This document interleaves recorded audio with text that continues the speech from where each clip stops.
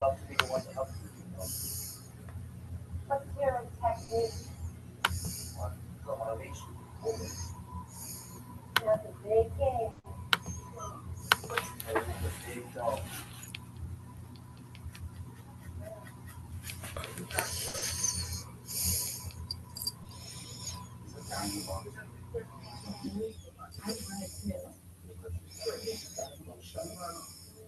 Watch the movie.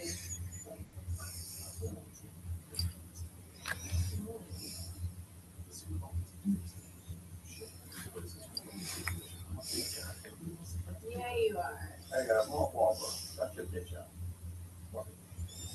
Mark Wahlberg. Who else looks like Mark Wahlberg? Your girl?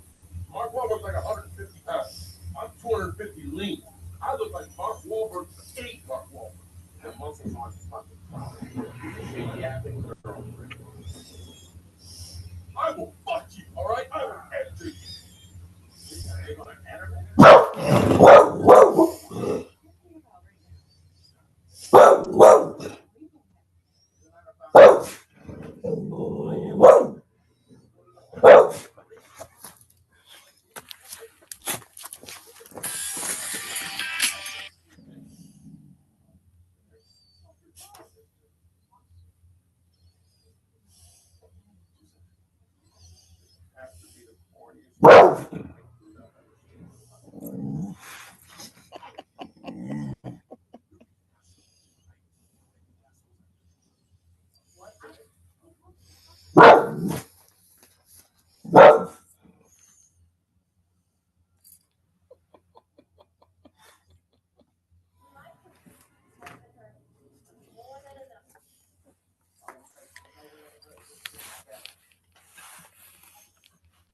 Did you get him, baby girl? Did you get him? You tell him? You tell him? You good? You all right? You all right? Okay. It's okay. It's okay. Go lay down. It's okay. It's all right. It's all right. Go lay down. It's okay. You scared him away. Go lay down. Or play with your choice. Whatever you want to do.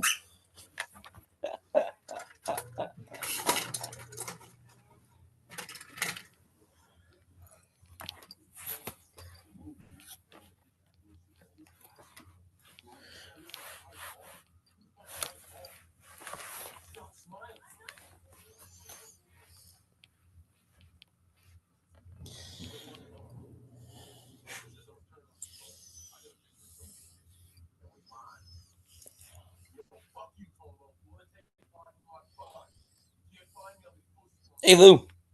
Evening, Bradley. How are you, sir? All right. Boy, we've got a couple of series I didn't think was going to be this good. But boy, we do. No, really. I mean, Are you talking about NBA? Yes. I wouldn't expect the Spurs and Wolves to be going, this long. Well, I will say this. It looks like it's going to be Knicks Thunder in the finals. I like the sound of that. I really do. Of course, we might get our ass kicked, but and speaking of ass kicked, they just annihilated the 76ers. 4-game sweep. Yeah. So, I was going to say that was the Knicks, right? And is it Cleveland and who is the other Eastern Conference? The P-Brains. I mean the P-Brains. I mean the Pistons. Pistons. Yeah. Yeah. My partner is not happy right now. He ain't. Welcome in, guys. Happy Thursday. It is the Walker Report. I am the Sports Nerd. We are part of NGSC Sports, guys. Remember the website, it's ngscsports.com for all your current sports content. Me and Lou were just talking about the NBA playoffs. And for the record, I'm the nerd in training. Yes, Lou is our NBA guy by far. He's right. The one that has the most knowledge. So speaking of that, we just had the NBA lottery, the draft, should I say? Yeah. And the winner was. Just have my notes here. was the Washington Wizards. Is that right? If you want to call it a winner, go ahead. I mean, it's not going to guarantee you success. I mean, yes, you did get the number one pick in the draft. You get the number one pick in the draft lottery, but that does not mean you're going to go from being in the toilet to raising a championship banner in the next year. So, those odds are pretty, slim and none. You'll be Yeah. lucky if you get. I mean, first thing we're getting to 500 first before we do anything else. Okay. I mean, it's very rare that a team with the number one draft pick goes into success its first season. It doesn't always happen that way, because Gotcha. and that's the same for any league. Whereas football, baseball, hockey, cross country skiing, or whatever the case may be. Yeah, it's Washington, Utah, Memphis, Chicago, and then the Clippers via the Indiana Pacers. They got the 5th pick. Now, of course, a lot of people are thinking, oh, the Pacers had a terrible year. They went from the top of the heap to the bottom of the shit pile. But then again, it was expected that they were not going to be as great as they were last year, thanks to the departure. Well, I shouldn't say departure, but the unfortunate injury to Tyrese Haliburton.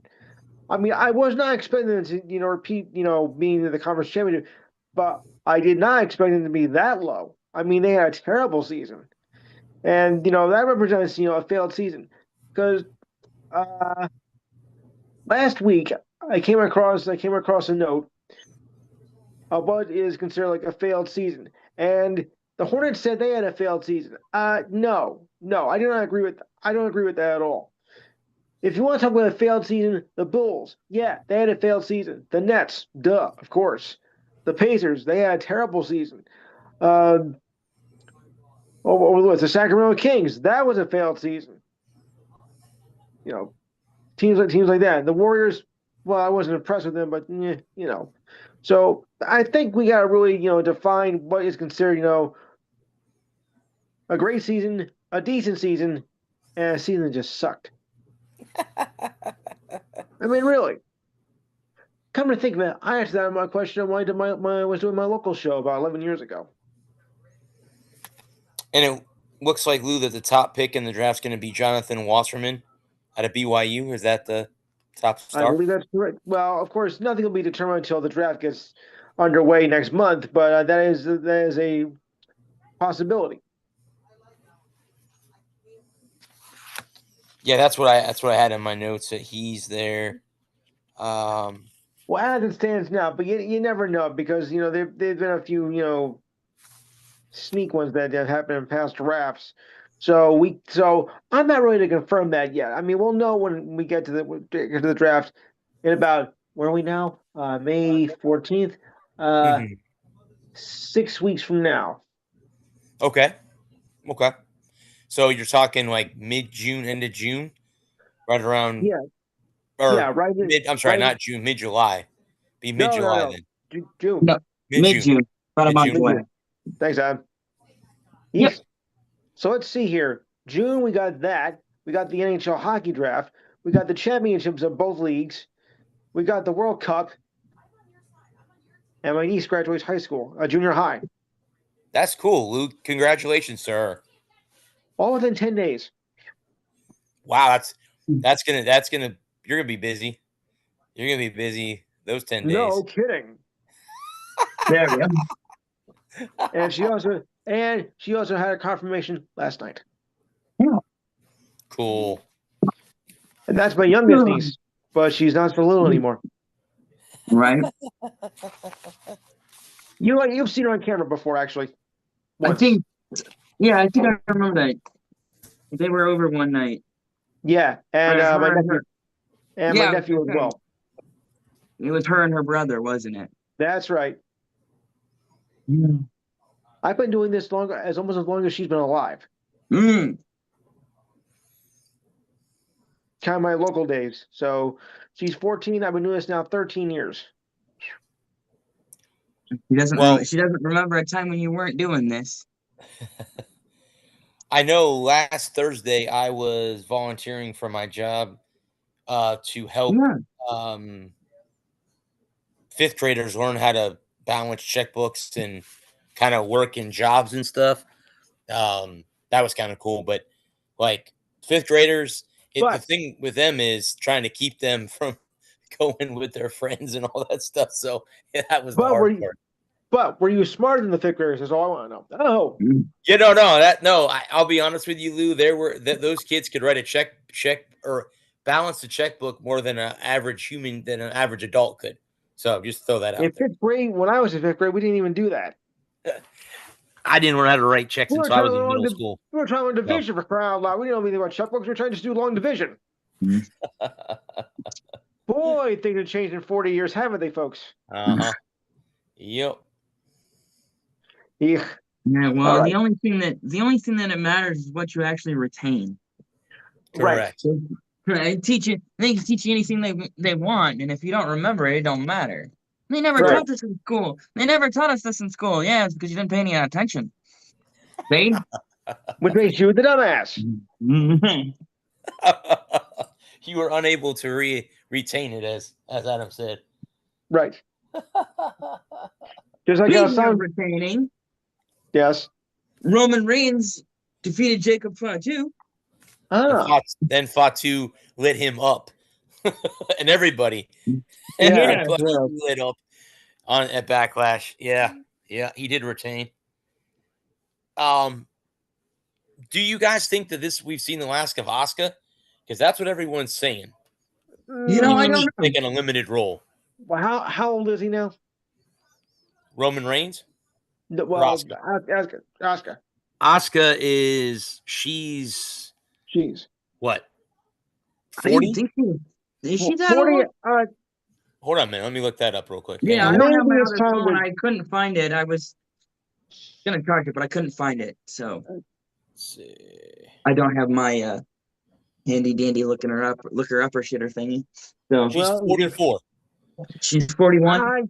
44. 44. 4? Okay. Yeah, I think it's time to Yeah, I hang it can up. see her wanting to take a step back from the Yeah. main event spotlight, call it a career. Yeah, Semi-retired. she's been wrestling for 14 years, I think is what they said. Mm, So since she was 30, something like yeah, that. that's half Kind your of late. Kinda half late your to life start a career already. like that. So Ooh. Because when she lost to Io Sky Uh, at the end of the match, they had an embrace, and at that point, Asuka turned face because she hugged Io, and then on Raw, they had a little bit of an embrace before Asuka walked away. yeah. And I mean, if it is, I mean, it's been a great career for her. She's been one of the best. You know, yeah, it goes to show you're never too old to follow your dreams. Mm-hmm. I mean, because she didn't really break into the mainstream until 4 or 5 years ago. Yeah. So Talk about a late bloomer. Yeah, so she I mean, came on late. Yeah. Then again, so was I. we're still waiting for you to bloom. Ah. Okay, who wrote the script for this week's show? And that's the problem. We write it ourselves. That was off script. He went off script on that one. He wrote it. He wrote a half hour He went before we off came script. on. Right. You wrote a half hour before. He went off script on that one. Ah. Well, to make things even worse, I mean, I'm catching the NFL schedule here, and Joe Schmug is doing the sideline reporting, so it makes it even worse. Okay. Yeah. Schedule just came out a few minutes ago, about a half Yep, hour. I'm viewing it now. Yeah, Yeah. They're going month by month. We'll have to get into that here at the end of the show, like we usually do. Mm-hmm. See, so Io Sky beat Asuka. Roman Reigns retained. Right. I remember Yes. who won the. I didn't get to watch the highlights. Who won the United States Championship? Did Trick retain? Yes, Trick retained. Oh, he retained. Mhm. Okay. Yeah.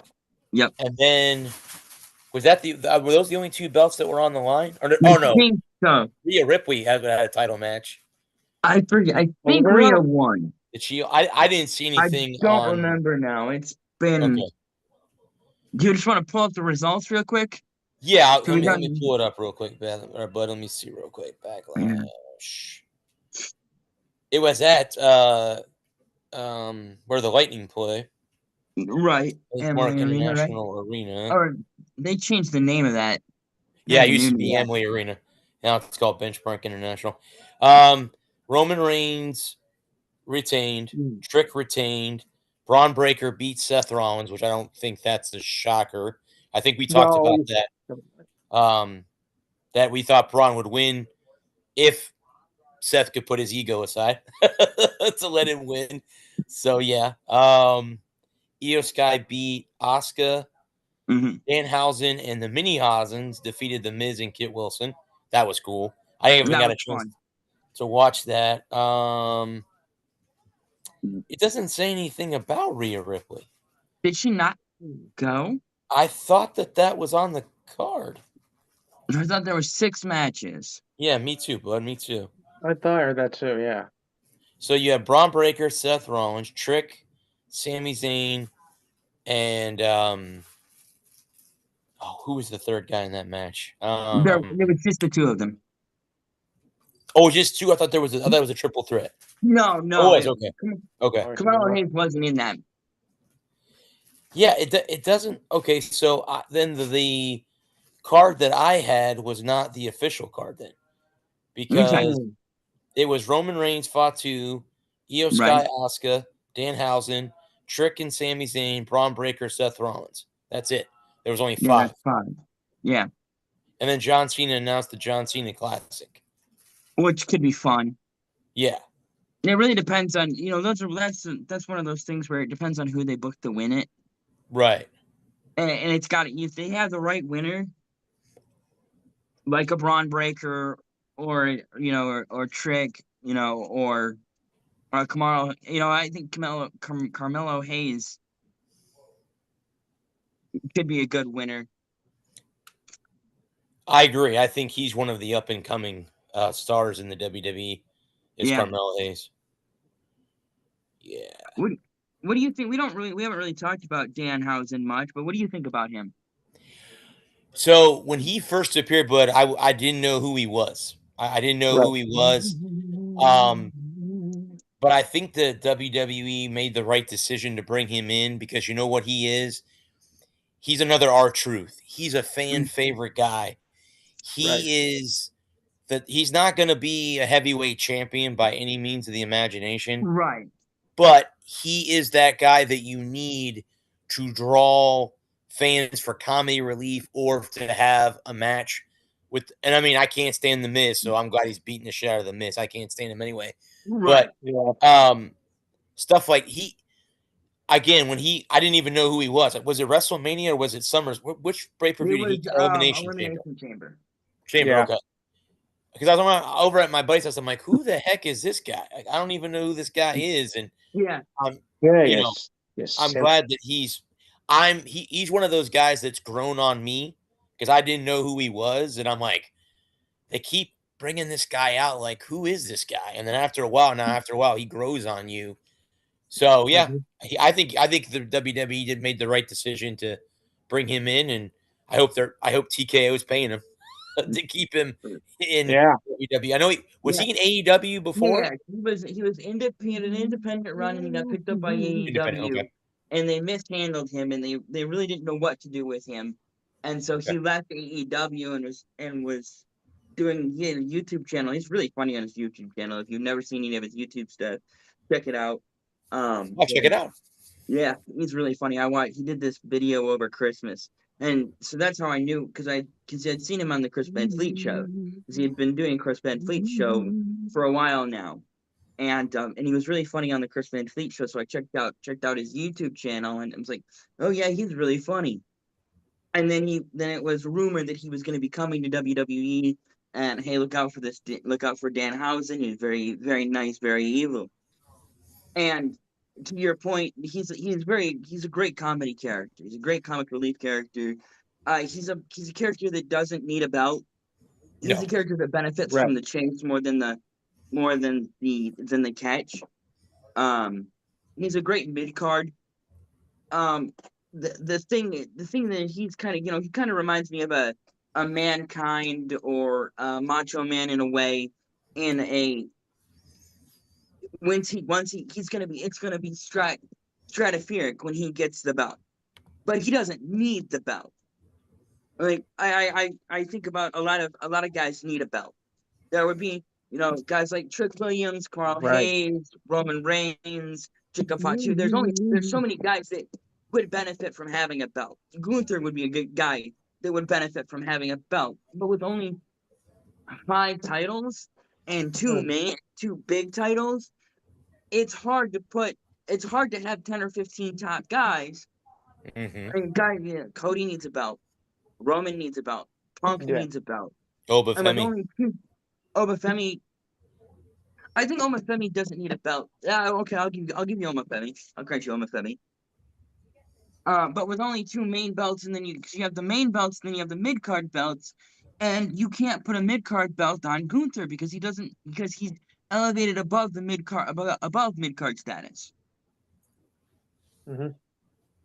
No, I would agree with that. I think he's done.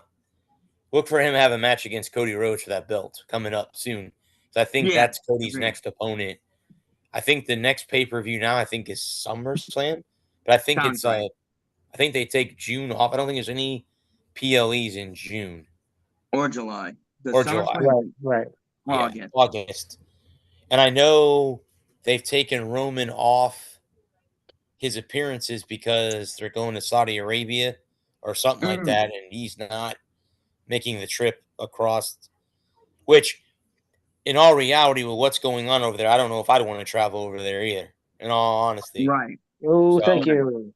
But I know and again, I know, and I watched Maven's channel, and he was at WrestleMania this year in Las Vegas. He was asking a lot of the people as they were coming up, how much did you pay for your tickets? And then he said, are you going next year to Saudi Arabia? And I would say maybe 1 or 2 people that he asked said yes. Everyone's like, no. He goes, that pay-per-view should stay in the States because that's our pay-per-view. But I will bet you guys, and it'll be happening probably before we know it, the Super Bowl will be in England or one of those foreign countries. You watch. It's coming. Oh, okay. It's coming. So Night of Champions is in June. Oh, Night of Champions. Okay. And that's the one that's going to be in Saudi Arabia. So we have Clash in Italy. Okay. We have Saturday main event on the 23rd, so next Saturday. Okay. And then at the end of the month, we have Clash in Italy. When Night of Champions in June, and we only have a Saturday night main event in July. Okay. And then SummerSlam is 2 nights in August. Okay. And then Money in the Bank is the last scheduled pay-per-view for 26. And then Mania is set for Riyadh next year. Yeah. It's what? Right, Mania is what? February or March? Forget when WrestleMania. Yeah, usually. Yeah. March or April. Yeah. March or April, that's right. April. So we'll have to wait and see. But yeah, I would agree. I think you're right. I think there's too many hands to feed and not enough food to go around when it comes to title belts. Too many mouths to feed and not enough food to go around. But if you start creating, when you create too many titles, then you don't have enough. Then you have too many titles. And how do you dole them out? I think they need one more title, one more big title, one more brand title. Well, I'm trying to think, but not that I'm trying to compare the two brands, but AEW, they have their championship, the TNT title, which was part of Ted Turner, who just recently passed away.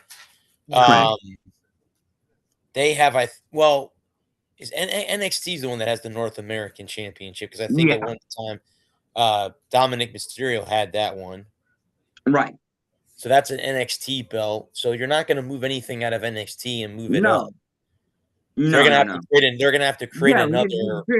I think they should create one more title, one more big title. Yeah.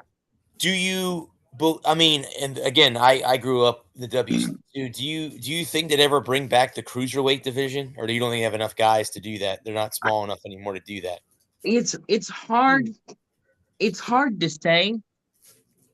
Creating a whole new division. What's the weight for that? I forget. 180 to 205. Yeah, I was gonna say it's not. It's less than Yeah, my weight. you're not gonna get heavyweight. You're not gonna get Obafemi or Brock Right. or Roman or anybody like that. Yeah, I don't know if enough. I don't know if there's enough guys in the 180 to 205 range to make it worth it to bring in a cruiser to restart or start a cruiserweight division and bring back the title. Yeah. No, I would love to see them bring back not the I like the name. I'm just trying to think of what could they name a new title belt? Like what would be? Yeah. I mean, I know they had the TV championship in WCW. You know, they had that 24/7 title. 24/7 title. They wouldn't bring back. See, then you have the hardcore belt. They're not going to bring that division back because they've gotten away from those matches. Yeah, like that's AEW. Yeah, they're the ones that have the blood and everything now. Yeah. Compared to what it was before, but I'm just trying to think of like what belt they would come up with, or the one more major belt, because you got the Intercontinental Championship, United States. Those are your mid card belts. Mm-hmm. And then you have the heavyweight championship and the WWF championship. Yeah, WWE. See, I think too they probably need to do some kind of work in the tag team divisions too. There's not enough good tag teams. They don't have enough good tag teams to really. Yeah, they don't. They don't. No, this just goes back to my problem. Is that you have, like you said, too many mouths, not enough food to go around. You know, they don't have. And so many guys want to be, to be the biggest name in a company, not just WWE, but any wrestling promotion. Right. You got to be you got to fly solo. I mean, like the Rockers were a great tag team. Mark Jannetty and Shawn Michaels, great tag team. Worked really good together, but breaking up that tag team was the only thing that set Shawn Michaels' career forward. I know it killed Mark Jannetty's career. And Mark Jannetty was not a solo guy. Shawn Michaels carried Mark Jannetty, but without Mark Jannetty, Shawn Michaels was a rocket ship. And you can have, like, the Dudley Boys are, a great tag team. The Hardy Boys are a great tag team. But but you have to have the right personality. You have to have the right personalities, is what I'm trying to say. Because if you have two individuals, they want to do their own thing and be their own thing, like, A-Town Down Under, or, whenever they put Kane with somebody, with, Kane and Daniel Bryan, that fell apart. Whenever they try to tag Miz up with somebody, that falls apart. Well, right now you got the Street Profits. You have the Street Profits. You have Jay. You got the Usos, obviously. You had the Wyatt Six, but they released all of them, so they're gone completely. The tag team division is not very weak right now. Very weak on both sides. Well, would you consider the women's tag division weak too, or with you got Charlotte and can I think of her name now? I think that answers your question. Alexa Bliss. Alexa Bliss. Oh yeah, I've heard Alexa Bliss for that. Alexa Bliss. Then you have you had Kairi Sane and Asuka, and they released Kairi Sane. Asuka, I think, Asuka's taking a step away. Retiring. And then you have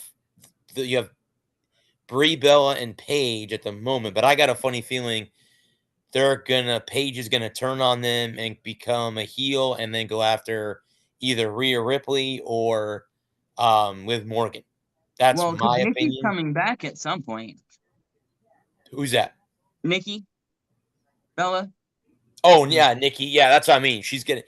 sooner or later, something's going to happen. Either Nikki's going to turn on them or Paige will turn on them and cost them the belts or something, and something's going to go wrong. Because Paige was brought in to take Nikki's spot because she was hurt. Correct. So is Nikki back? I don't think so, but No, I don't think so. I don't think she's been I just cleared wanted to yet. make sure. I just want to make sure we were on the same page because, but I could see with Nikki coming back, Paige being the odd man out in that duo. So that could be, if they could give somebody Paige, if somebody would work with Paige, if Paige could get somebody to work with, that could be that could be another Yes. tag team that could work. Yeah. Yeah, as of April 2026, I mean that's last month. She has not been cleared, medically cleared. Right. So she suffered I guess the ankle injury 15 days prior to WrestleMania. Is Right. what the notes say. So yeah. So when Nikki is able to come back and go again, that's going to leave Paige as the odd man out. Yeah. Or Nikki. I mean, Right. unless they wanted to work an angle where, because you can always work an angle where Brie turns on her sister, and then Nikki, and then you work an angle where Brie and Nikki are at odds, and then there's the drama in the family, and then they get and it plays out over it could be 6 months, it could be Mania, and they have this do at Mania, and she comes and they have this big fight, and they're both sitting there you could do some kind of triple threat thing where it's Brie and Nikki versus maybe Ripley, Rhea, or whoever, and they've been going at it for 6 months to a year, and now and they've got to work together one more time to win a title, and they both they lose to whoever, and then they're like, and hug, and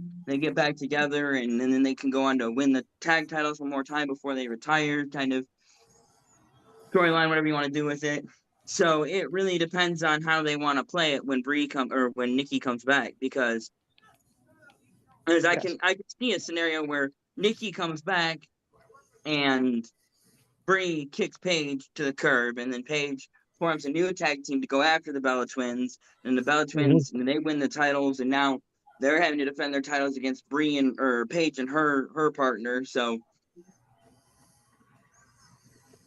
could you see a Paige and Chelsea Green? it could work. Yeah, that could work. Because Chelsea Green is also on the shelf as well. Yeah, that'd be interesting. They could both come, if they come back, if they can come back at the same time, and you could have them both returning the same night. You could have Brie or Nikki come out, and they're hugs and kisses, and hey, I'm so glad you're back, blah blah blah. And Paige is like, okay, what about me? And they both turn and look at her, and they hit their finisher on her. I don't remember the Bella Twins finisher's name now off the top of my head. So, and then they're giving her a beat down, and here comes Chelsea Green out of the back. I'm just trying to think of somebody who would team, and I think they just brought up 3 girls from NXT that are also a tag team. Right. I can't think of their names. I mean, because they've already tagged Brie and Paige already. Oh, and Nia Jax. I don't know if you saw it. Nia Jax slammed Paige into the outside the ring and busted her head open. Did you see that? No, I missed that. Was that on Monday night? Yeah, she was not. You could see that she was not. Paige was not happy that she Yeah. was not slammed like that. And you could see Brie Bella, like Brie was across about, I don't know, maybe 20 feet from her, and you could see Brie immediately turn and go. You could hear her mouth go, "Hey, are you okay?" And Paige just like, "No." And Nick and Brie walked over there, and she leaned down, and you could see the blood gushing from her head where she got slammed on her head or she got busted open. So I don't know if there's going to be some kind of tag team with Nia, because you do have Nia Jax and Lash Legends who were the tag team champions at WrestleMania. So you have that could possibly be something. But then, see, with Lash Legend, though, I could see her becoming a single star because I think she doesn't. I mean, I think after a while, you build your tag team and then you're like, okay, now they can go out on their own. It's kind of like the baby gets out of the nest. Okay, they can fly now. Let them fly. So I could see Lash Legend being in the running for a title belt soon. Maybe a mid-card belt, like an Intercontinental Champion. I think is it Becky Lynch that holds that belt now? I believe. I think that's who holds it now. Yeah. Becky holds it. She beat AJ Lee. If she did say she was a case, she'd be lying, of course. Think about it. But yeah. Yeah, I think there'll be some kind of scenario where Paige becomes a single star. I think it would be I don't know how close Paige is to retiring, because I know she had surgery, but I think her against Rhea Ripley would be a good match in all reality. 30, Yeah. England versus Australia. So she's 33. She's not even 34 yet. Okay. She's younger than me. About 6 months. 7-way tie for the PGA Championship. Wow. Did you see cool. Bryson DeChambeau was -6 or +6? Was he +6? Yeah. Yeah, he did not have a good round. I don't think Rory McIlroy did either. It was that bad. McIlroy didn't have a very good round either. Shefty in first place after day one, huh? Uh-huh. And 7-way tie. What are they? The defending champion. Well, I don't know if you guys heard, but I guess the 300. Okay.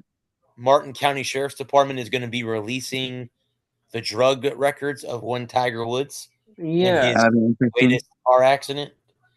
Yeah, I heard he was I heard he was doped up on painkillers, not alcohol. He was. Yeah, I guess he's in rehab in some foreign country.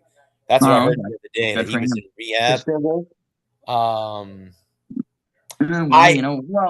I hope he gets back. I think we all kind of hope he gets better. Yeah, in all reality, nobody got hurt. Nobody got killed. No, nobody got hurt. Nobody got killed. He made a mistake. Things happen. And it's one thing.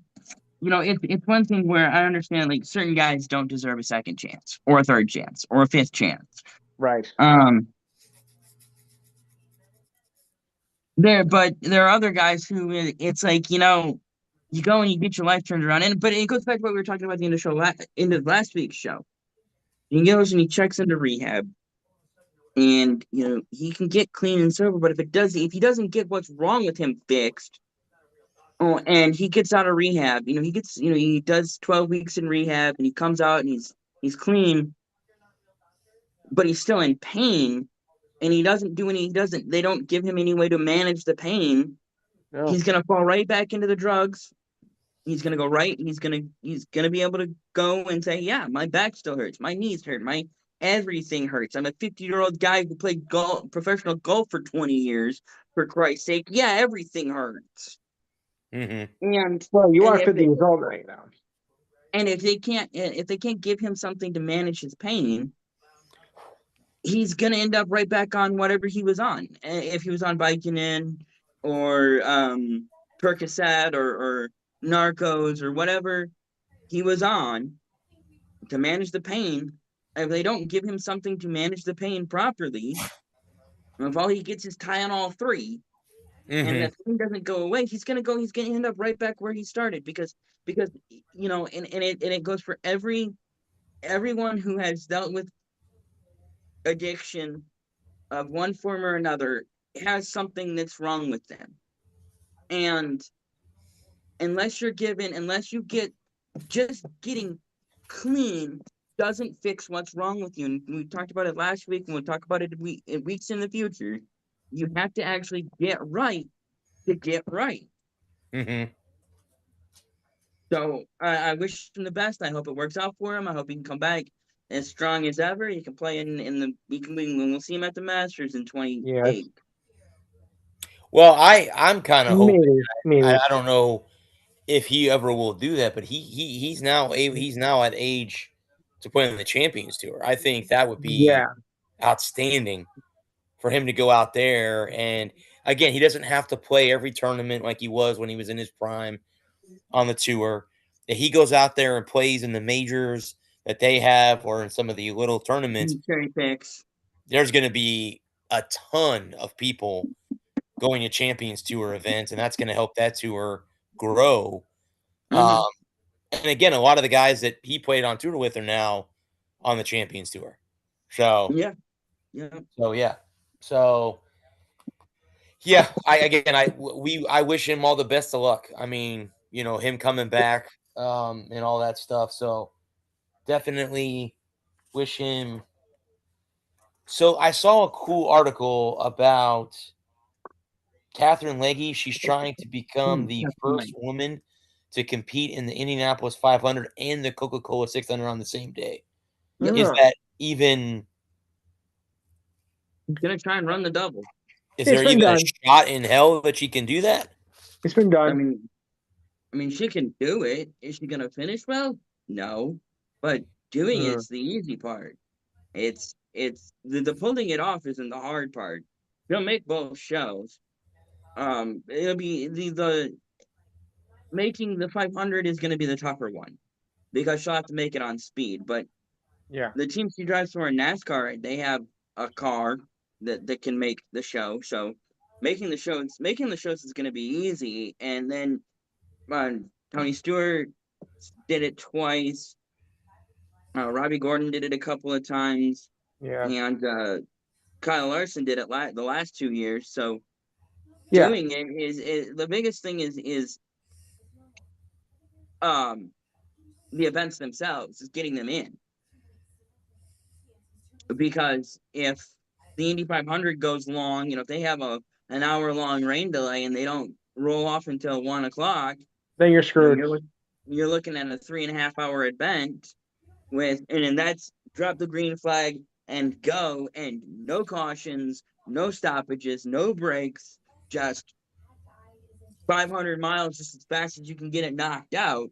With an average lap time of average lap of 200 miles an hour, it's still the fastest where they average 208 miles an hour. You're looking at over 3 hours before they can even you're looking at, because 200, if an average lap, if the average lap pace is 208 miles an hour, 210 miles an hour, you're looking at 422 hours is 420. So you're looking at another 80 miles after 2 hours. So 2 hours 20 minutes, 2 hours 25 minutes. That's if you don't have any slowdowns, no red flags, no. So yeah, if they get it in Or rain on delays or anything time else. with no break, with no issues, then they're golden. Yeah, because it Mhm. takes, because you're done with the Indy 500, get out of the car, you get rushed to the helicopter, you get in the helicopter, you take the helicopter to the airport, you get off the airport, you get off the helicopter, you get on the plane, you fly down to Charlotte, you get off the plane in Charlotte, you get in the motorcade with the police escort, you get the police escort from the airport to the track, you get into the track, you go to you go to the driver's meet, you go to the introductions, and then you go to and then you go race. And Charlotte's like a 45-minute flight, give or take, at speed. Yeah.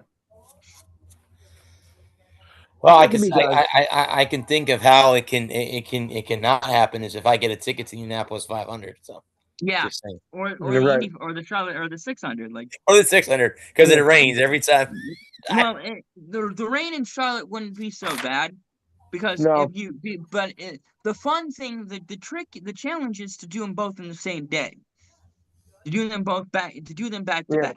So you're racing the Indy 500, you get done with the Indy 500, and obviously if you run all 500 miles, all 200 laps, then You get out of the car and you hustle to the airport, or you hustle to the helicopter, and the helicopter takes you from the track to the airport. You get out of the helicopter, and you hustle into the airplane, and you get in the airplane, and then you get your wheels up. Now, I don't know if they did it for Kyle Larson, but I heard an interview with Tony Stewart a couple weeks ago.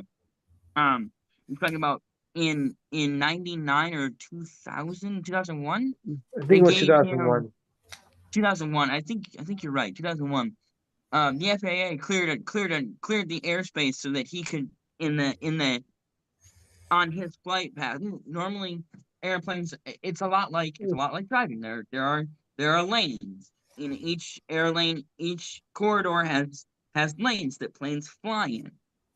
And well, for Charlotte, for Tony Stewart, the FAA cleared a lane, and no planes were allowed to be in it, so they could just go just as fast as they were capable of going to get him from Charlotte to from Indy to Charlotte. Sorry, I said it backwards. Right. So pulling it off is the easy part. Is being competitive. That's going to be the hard part. Yeah, because it said she finished, but last week 35th at Watkins Glen. And she's not a very good road racer, so I'm not surprised. She's not a very good oval racer, but hey, if she wants to do it, and she's better than me, so. Yeah, I saw that pop up, and I Oh yeah, like, no, hey, it's I'm cool. gonna. I commend her attempt. I give it all you got, girl. Go for it, hammer down. Only thing on top of that was she did probably the Formula Grand Prix in the morning. They're not running Monaco in the morning. Exactly. Monaco got They moved changed off. it. Yep, they moved it off of May. I forget where it's gonna be this year. Canada? I think it's a 3 o'clock start. It's I think 3:30. I think it's the green flag for Yeah, they Charlotte. moved Monaco to Or for, later in the season, I think. yeah, Oh, it's the week after Memorial Day this year for some dumbass reason. yeah. They've got they got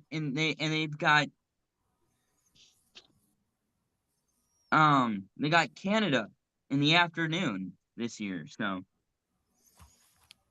It sucks because it was so cool on the day before Memorial Day that you'd have Yeah. F1, Indy, NASCAR all on the same day, and it was yep, nice to get up at what was it 7, 8 o'clock in the morning to get nine. Monaco started, Yep. and then what is it noon or one Mm-hmm. o'clock is the Indianapolis Noon, 500, 12 o'clock. and then the Yes. Coca-Cola 600s are like what 6, 7 p.m. 6:30. on Sunday Green night. flag Yeah. just after Yeah. 6:30. Okay. Weather permitting. And so I mean that was the cool. Yeah, Like I said, I remember waking up the first year. I'm like, all right, you guys had talked about it. I'm like, okay, I'm gonna get up. I get up, turn ESPN on, and I'm like, ah, shit, they're in a rain delay. I'm yeah. like, oh my god, Well, there's no. what's the you know? And then I went to Charlotte with Adam a couple of years ago, and I'm like, yep, another rain delay. Actually, it canceled the race till the next day. Yeah. It postponed it Yeah. till Monday. So yeah.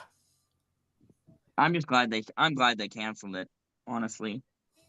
I was so irritated because once we got back to the hotel room, got dried off and cleaned up, and we're Mm-hmm. sitting there waiting to find out one way or the other whether they're gonna have it or not. And they finally called. I was like, okay, thank God, because I didn't really at that point I didn't want to get back. Hey, we're green flag in 45 minutes. And get my stuff on, Oh, get no. back to the track. And granted, we were only like 6 minutes from the track, but getting back in, getting our tickets validated, getting our seats, everything soaked. I was gonna say you'd have to bring some kind of paper towels or Go towels with go you to the to try bathroom and get seats. go to the So, Yeah. bathroom and get a bunch of paper towels to just or at that point, Bud, just ask the hotel, like, hey, can we borrow a couple towels to go back to the track? yeah We'll bring Yeah. them back yeah with us, but can we yeah yeah borrow yeah. We'll some bring it right before towels? we leave. So, No, well, I was just I like, hope she. Well, it would be nice to. So, has anyone ever won both no races in the same no day? nope. Okay, Nope. Tony finished 6th and 3rd, and that's the bet. is that Stewart? Yeah. Yeah. He finished 6th in the 500 and 3rd Wow. in at Charlotte. And that's the closest anyone's ever gotten. Well, I mean it's got to be hard because you're in a car for what 1,100 miles. 3 hours in the heat in Indiana. Yep. And you got to get out of the Yeah. car, so you have no time to relax. You're You're on out of the call, car huh? in the helicopter to the airport. Then they fly you to Charlotte. You get off the plane, you get to the track, and then you're getting out of your Indy stuff into NASCAR gear, and then you're back on the track again. That's a lot. That's a lot. It's a busy day. It's a busy day. Yeah. Yeah, that's a lot. That is a But lot. if you do break it, this and out, what you man. do. No, it's because I was watching that interview and Tony was talking about it. He's talking about getting when he could, because he did it in 2000 and he was fat. He's a big fat dude. And Yeah. he was miserable. It was not a fun experience, he said. And so he went to Gibbs. How could it be? He went to Coach Gibbs and said, "Hey," he's like, "I want to do it again." Coach Gibbs is like, "All right, I'll let you do it again, but you're going on a diet. You're getting a strength and conditioning coach, and you're going on a diet. And if you're gonna do it again, you're gonna take it right and serious." He's like, "Okay, fine, whatever, blah blah blah." So he went and he lost like 20 pounds in a month to get ready for it. Not bad. And then when they got done with the 500, because what happened is he was leading the event, and there was a late race caution. He came, put tires on because he needed tires, took some gas. Get to the end. There's a late race. Well, the race started late because of rain, and they got it going, and they were on time. And if the race had finished under green, they hadn't had a late caution where he had to come when he elected to come down and get tires and fuel. If it had gone green, he probably could have made it on gas, but when the caution came out, everybody was going to come to pit road. So he came to pit road, got tires, got fuel, got enough gas to make it to the end, and then that pushed their flight time back like 40 minutes. And they were sweating bullets on the flight time. Mm-hmm. And I'll he was bet. like, I'm not leaving. I will deal with whatever happens at Charlotte when it's done, when we're done here. But this is my dream, my life. Because he grew up as an IndyCar fan. He was an IndyCar driver first. His first love was open wheel. Because he grew up, I think he grew up in Indiana. He might have grown up in California. I don't remember. Anyway, so his first love was open wheel. His first love was open wheel cars. And, he got a chance to run the Indy 500 a couple of times, and he got a chance, and then he went over to Gibbs in '99 because NASCAR was where the money was. And he started driving stock cars, and he got the call up to Cup, and he was been in Cup for a couple of years. And so anyway, long story longer, they finish the race in Indy, get out of the car, get the belts off, helmet off, jump out of the car, run to the helicopter pad, get in the helicopter, get taken to the airport, get off the helicopter at the airport. They land right on the tarmac, don't even go in the building. Get his stuff is in the helicopter or in the plane already. Get his fire suit off, get his Indy fire suit off, get hooked up to an IV. They pumped him full of fluids on the plane ride. He takes a quick nap in the plane on the way there. Get his fire suit on, get his mind on, get off the plane, run down to the motorcade. Get into the motorcade, take the motorcade to the track with a police escort, lights and sirens, wiener.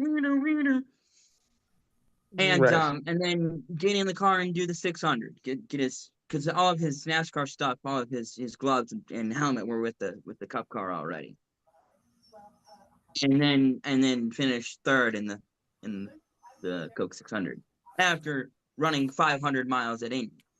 Mm-hmm. Which is not a sprint race in a BMW with, it's a race car, This wasn't a leisurely Sunday drive.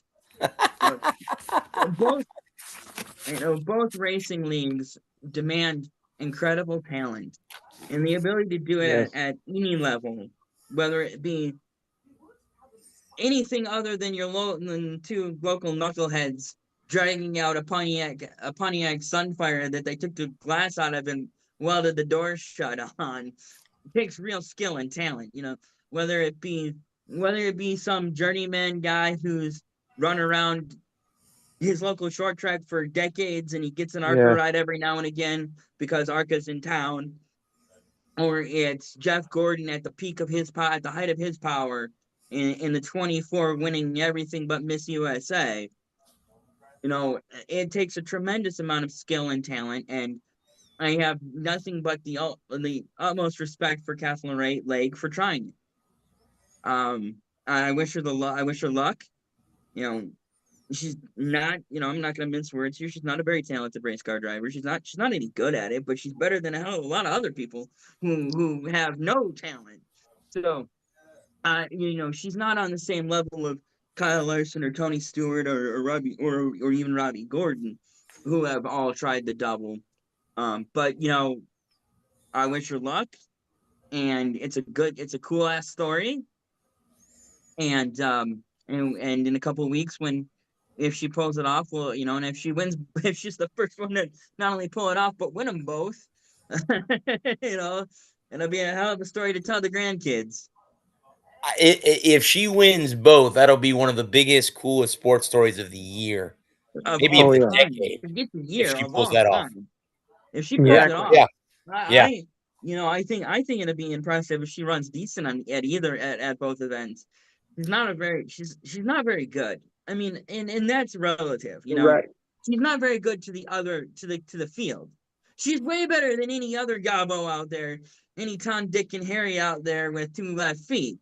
She's way better than the average bear at driving race cars because she's doing it professionally. But compared to professional race car drivers, I remember. Are you familiar with Brian Scalabrine? Yeah. Mm-hmm. Yes. Yeah, and a journeyman NBA player. He had 6 Man of the Year a couple of times, and some people were giving him shit one night, and he was playing in Boston, and he's like, I'm a lot closer to LeBron James than you are to me, and Katherine Legge may be a dog shit race car driver, and this is not anything that she doesn't know. She knows she doesn't drive top tier equipment. She drives for Live Fast Motorsports. It's not good. It's not good racing equipment, but it's better than what I can give her. And she's a lot closer to Kyle Larson than I am to her.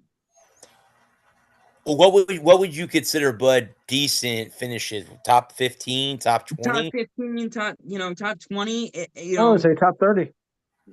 For what she averages and the equipment she has, if she can bring it home in the 20s in either series, because I'm not sure if she's driving for an Indy, but I know here, hang on a minute, let me look. Yeah. Well, you're looking it's right here. It was right here. Let's see here. Oh, that's the wrong article. That's F1. She is driving for AJ Foyt Motorsports. Okay. In IndyCar.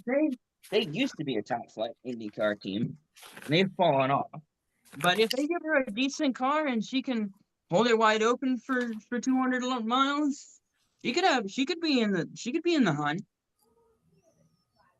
No, yeah, I agree. I mean, if we come back next week and she finished in the top 20 in both races, the top 20 in both, that's got to be success. That has to be a successful story in my book. Yeah, absolutely. Yeah. I think success really looks like 2 decent finishes and making all 1,100 miles. Correct. Yeah. I think for me, success is not being a moving chicane, not being in the way. I think that's the biggest thing, is because AJ Foyt is a name. Everybody knows. If you follow motorsports at all, you know the name AJ Foyt. He used to make great cars and be in perennial championship contention, but that team has fallen off over the last 15 years. So we'll see what they can bring, what kind of car they can give her. If they can give her a car, he could have a decent chance to run top 20. Live Fast Motorsports is an underfunded, understaffed, undermanned organization. They're not a good race team, and the going good, not just shift gears, but to shift gears just a little bit, but staying with our car metaphor. I know Dale Jr. wants to see Cletus McFarland race more ARCA races. And my only problem with that is that it's expensive to race anything. And so, and that's going to be the hard thing for Katherine Legge it's just money. You could be the greatest stock car driver in the world. You could be the greatest race car driver in the world. You could race pod racers if they gave you a chance. But if you don't have the funding, you could race things that they haven't even invented yet. But we'll never know because obviously they haven't invented them yet, and you won't have the money to be able to do it. There are so many guys there that were potentially great race car drivers that never got a chance. One, because they just didn't have any interest, and two, because they never had any money. And you can be you could be the most passionate, most dedicated individual to anything. Auto sports being our prime example here. But if you just never have any opportunities, it doesn't matter how passionate and good you are. If you never get any opportunities, you just never get any opportunities. So, but to wrap up on this and finish my other thought, I know Dale Jr. wants Cletus McFarland to run ARCA full time, and I, from a certain standpoint, I understand that. But from a money standpoint, if they're gonna spend all that money to race ARCA, and they have teams that want to fund if they have opportunities to run in the O'Reilly series, I don't see why you wouldn't just run O'Reilly. Run O'Reilly, get the experience there, learn what you're doing, because at the end of the day, that's where you want to, if you want to go racing,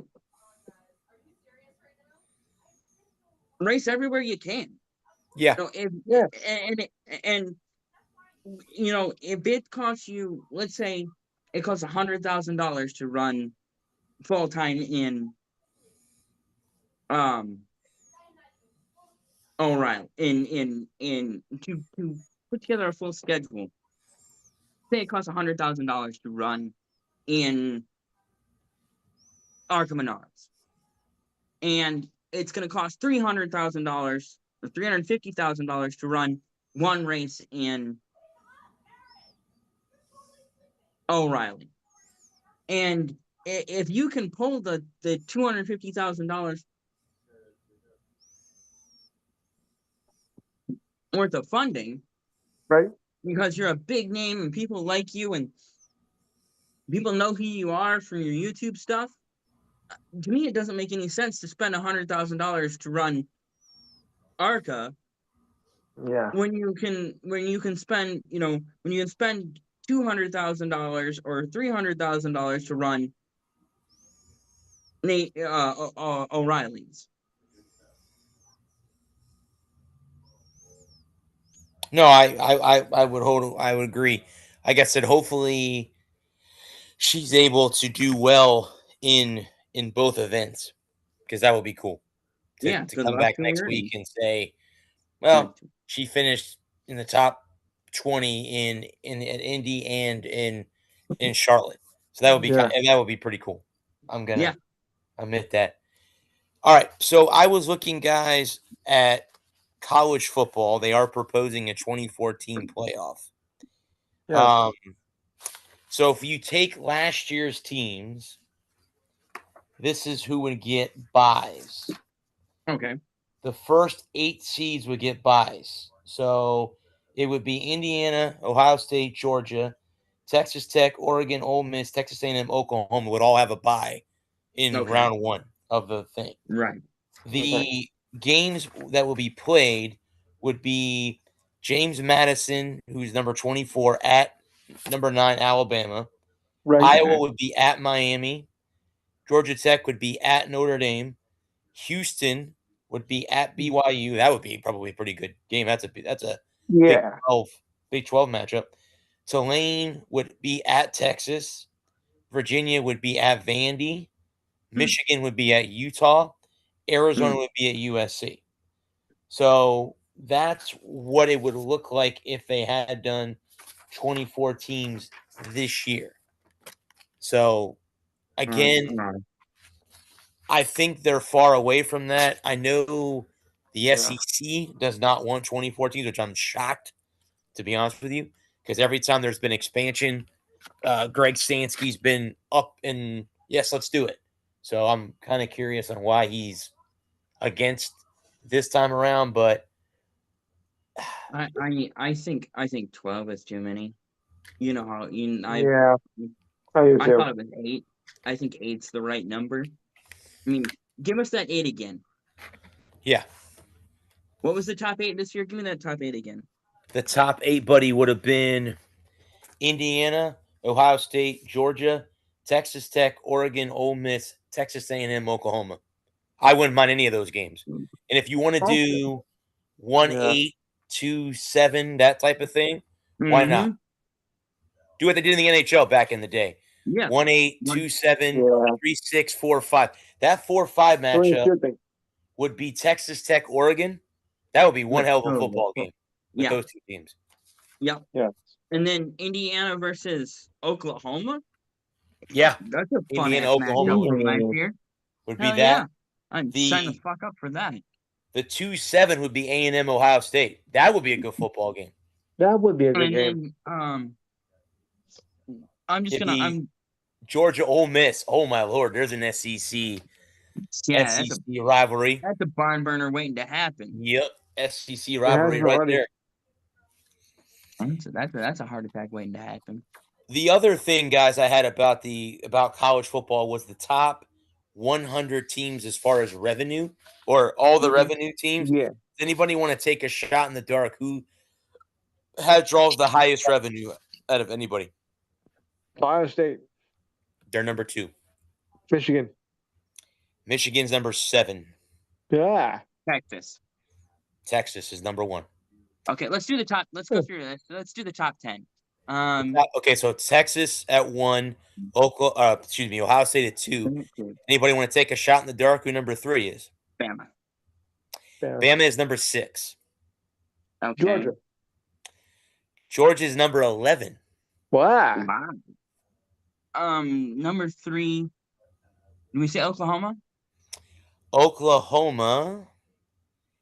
Oh my lord, they are number 9. Number 9. Okay. USC. Penn State. Penn State is 5. Yeah, that's close. USC is 10. USC is 10. Okay. Wait. Tennessee? Tennessee is 4. 4, okay. That's higher than I was expecting. Tennessee's 4. Okay. Florida is number 17. Wow. LSU is number 13. Wow. Michigan State. Michigan State 27. is. Oh my God, are they not? Michigan State is number 38 out of 100. 38. Okay. Still looking for number. Oregon is number 36. Wow. What the hell? A&M, Texas. Texas A&M is number 8. Okay. They're in the top 10. Miami. Miami's number 12. Okay. 36. Who the hell are we missing? Think of big TV revenue money. Notre Dame. Dame is number 3. They're the number 3 team in the country. So it's Texas, Ohio State, Notre Dame, Tennessee, Penn State, Alabama, Michigan, Texas A&M, Oklahoma, USC are the top 10 in revenue. Rutgers, Lou falls number 34 that's on the list. Oh. And USF, the USF Bulls are 61 out of 100. That's way better than I would have expected. Does anybody want to take a shot at who number 100 is? New number 100. That's interesting. Is it the service academy? That's sad. It's not a service academy. It's not a service academy. Okay. Okay. Actually, I don't even see any of the service Temple. academies on this list. So Temple. Temple is number 76. So I mean, because they suck. So Um, I'm trying to think of what conference they're in. Hang on a minute. Let me look up the conference. It's it's kind got of to be in the MAC or a little bit of something. a clue. It's got to be in the MAC. Akron? Akron. Let's see. Akron. Is Akron even on here? I wouldn't be surprised if Akron was. Then you're really bad. Don't see Akron on here of the 100. Okay. Don't see them on here. Let me see. If you don't make the top 100, that shows how bad you really are. You suck. You suck. They You are suck. in the Sun Belt Conference. Okay. Okay. UAB? UAB is not them. UAB is not on this list either. Okay. Okay, Sun Belt. Is it Utah State? Horizon? Utah State's number 99. Oh, Second to last. Second to last. Second to last. Second to Okay. last. Yes.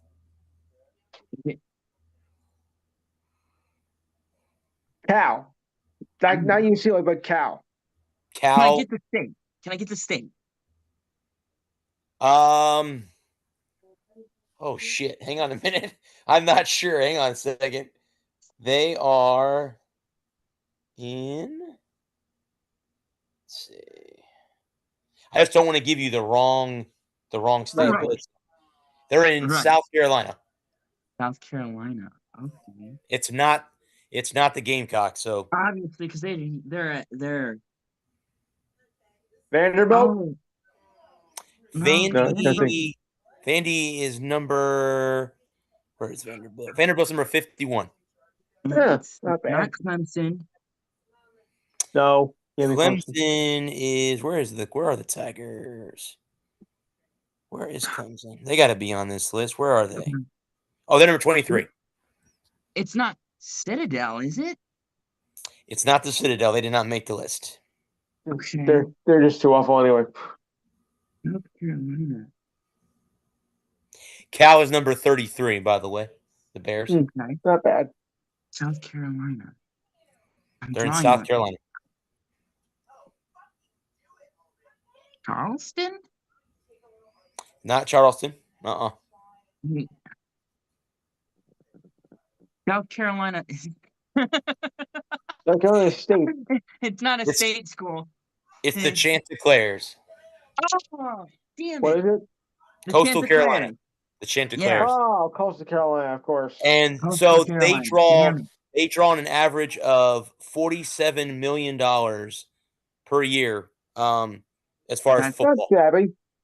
Compared to $343.1 million that the Texas Longhorns draw. So there you go. Look, 47 million something to sneeze at, you know. No, it's decent money. 47 million. USF draws 122. Where's Central? Central Michigan? Yeah. Got this one, Taylor? I would expect somewhere in the 70s. I'm gonna say 73. I'll say the 80s. I don't even see them on here. I don't see Central Michigan on here. Oh, he's not gonna be happy. Oh, he's not gonna be happy at me. No, Central Michigan is not on this list at all. Oh boy. I wonder if they didn't report it. They didn't. You have a lot of like Florida Atlantic, which is an American school. They're the lowest in the American conference on this list. Yeah, I would think so. And the funny thing is, they're in Boca Raton, which is the Richie part of Florida. That's shocking. That's a Richie part of Florida, down south in South Florida. Yeah, but Florida's got so many of them. I mean, you figure, somebody's got to be. Good point, Luke. Good point. Good point. The lonely man on the totem pole, and unfortunately, that's who they are. Let's see. Who is the highest American team on this list? Let's see. Memphis, maybe? I was gonna say that, but yeah, let me look here real quick. All the way from Memphis.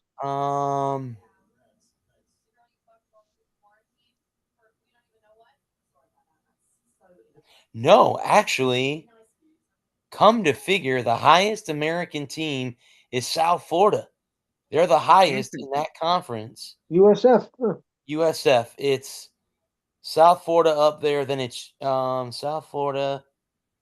Temple's next. Rice, East Carolina, Tulane, Memphis, Apple sucks. Tulsa, North Texas, Charlotte, UTSA, and then Florida Atlantic. Well, again, the two service academies, the Army and Navy, are not. I don't think that they. I don't even. Do they even track revenue for their football programs? I don't think they do. I wouldn't think they would. I don't think they Like, track it revenue for any of their sports. To be honest, I really don't. well, they don't. I mean, it's not like they're going off to play in the pros. They're going to be soldiers to help us. Right. You know what I mean? So Well, you had a few exceptions. You had Roger Staubach, but very true. like I said, Yeah. that's a rare exception. Well, then didn't the Steelers draft their Navy's running back? Yep. Yeah, So he'll have to get a waiver. to get out of his. Yeah, Yep. Yeah. Or do his 2 years. correct. Which 2 the waiver years? is it's not hard to get. No. Just give you a waiver. Yeah, they'll give you a waiver, all right. Especially in a non-active shooting war situation. So It's not like we're hurting. It's not like we're desperate for officers right now. correct. Right. So it's not like he's the last graduating member before we go off to fight in Super World War IX. So I was just looking at I the top 10. There are 4 51. teams in the Big Ten and 4 teams in the SEC that are in the top 10 in revenue for each conference. That would be Texas, Tennessee, Alabama, Texas A&M. Oh, there's 5. Oklahoma. There's 5 for the Now, SEC. where is this list again? I always try to look it up, but I can never find it. This was from it sources Equity of Athletics Data Analysis is where I got this from. This That's a was mouthful to on say. a YouTube or Facebook page that I saw. Somebody Okay. posted on one of those 2 Wasn't social mine. media platforms. Yeah, because then it's Ohio State, Penn State, Michigan, USC are in the Yeah. top as far as the Big Ten goes. Wasn't on my Facebook page, that's for sure. And then the So- next team down in the top 15 would be Nebraska. They're in there. They're 14. I'm not surprised. So that's interesting. And I know that they've been kind of down. They've been kind of up and down the last few years in college football, right? As far as Well, this is on the Tom Osborne area, so yeah. That's pretty. Oh yeah. Well, I don't want to go there about Tom Osborne because he had what's his name? Their quarterback they had Frazier. They beat the Gators, so I don't want to talk. I hate Nebraska. Yeah. What corn? Tennessee, Texas, Tennessee, Alabama, A&M, Oklahoma. Then you have Ohio State. Oh, so okay. The only non-SEC team in the top SEC or the only SEC the non-SEC or Big Ten team in the top 20 Is Notre Dame. Notre Dame. Notre Dame. It'd be Notre Dame, Miami. Oh yeah, okay, yeah. I forgot Miami wasn't. And is Stanford? They're not in the Big Ten or the SEC, are they? I don't know. I don't know. I forget. Thought did Stanford move to the Pac-12 or the Big 12? They might have, and then you have Florida State at number 20. They're not SEC or Big Ten either. Yeah. So they should be SEC, but that's a different story. Right. So out of the top 20, only 2, 3, 4 teams. So 16 out of the top 20 teams in football are in the SEC or Big Ten. Correct.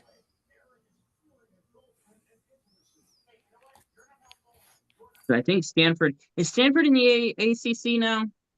Did they move Let over me to the look. Yeah, let me ACC? look Yes, at they what are. conference they moved to, because they were like one of the leftovers from Stanford. Is in the ACC. You are correct. They are in the Yeah, Athletic because Coast. they were one of the ones that when the Pac-12 finally fell apart, they had nowhere to go. Mm-hmm. I think it was them and Oregon State, right? Were the two that were left when the No, conference fell apart. it was Oregon State and somebody else. Okay. I forget who it was because Stanford left for the ACC because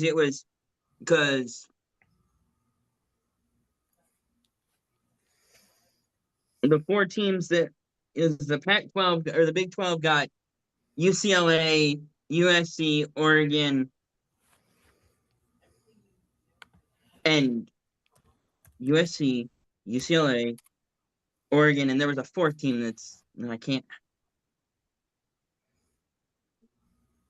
And Cal. Cal was that 4th team that came. Yeah. No, Cal went to the ACC. Who the hell was the fucking 4th team? Washington. It was the Huskies. Washington.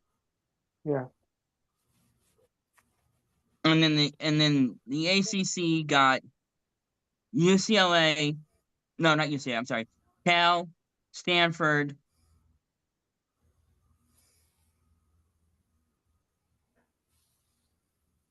and I forget who else. I know they got at least one more team from what was the Pac-12 when it dissolved.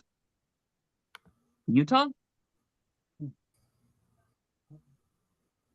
Could have been. I think Utah was one of those teams that made the move. But then, isn't the Pac-12 coming back together now? Isn't Yeah, Boise State and all them Sort moving of. out yeah, they're reconvening. The new Pac-12 will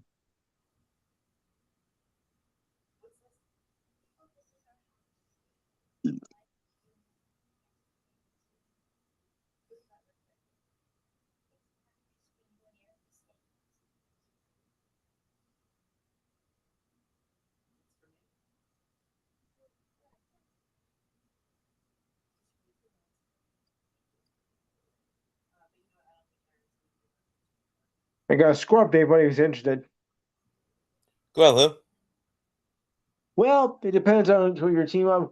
Right now, in the third period, Montreal 6, Sabres 3. Ooh, Montreal's going to take that to 7. be That Yeah. interesting. may go 7 games. So it was Oregon and Washington states that stayed. Gotcha. Okay. And then the new members are Boise State, Fresno, Colorado State, Gonzaga, San Diego State, Texas State, and Utah State.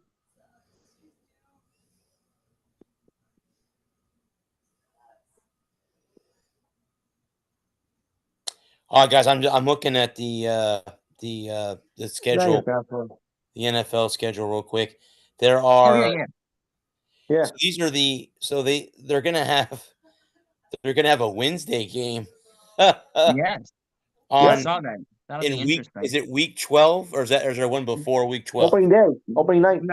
Yeah, I think week 12 is. I think that sounds right. It's going to be the Okay. Rams and the Packers at SoFi Stadium on November 25th at 8 p.m. Eastern time. Oh, Thanksgiving Eve, yes. Yeah, Yes. correct. Not And sure why, but okay. here My sister's birthday. there are 1, 2, 3, 4, 5, 6, 7, 8, 9, 9 international games this year. Yep. Okay. The first one is week 1, and it's the Rams and the 49ers in Melbourne, Australia. Okay. Watch out for Kickoff that time kangaroo. will be 8:35 p.m. here.